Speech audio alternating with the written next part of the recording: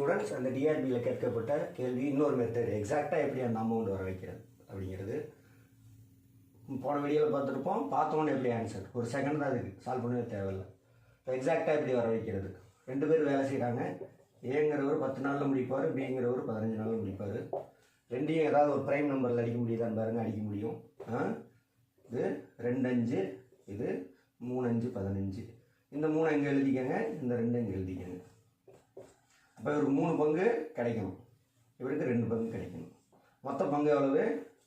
5. மொத்த தொகை 2 லட்சம். 2 லட்சத்தை 5ஆல் டிவைட் பண்ணுங்கள். டிவைட் பண்ணாக்க ஒரு பங்கு எவ்வளோன்னு கிடைக்கும்? 40,000. ஏக்கு எத்தனை பங்கு கிடைக்கணும்? 3 பங்கு. இப்போ நான் 3 12 1,20,000. அவ்வளோதான் ஸ்டெப்பு, வேறு ஒன்றுமே கிடையாது. All the best. இந்த மாதிரி எல்லாமே ஷார்ட்கட்டாக போட்டுக்கலாம். இதான் ஆப்டிடியூட் ரீசனிங். தேங்க்யூ.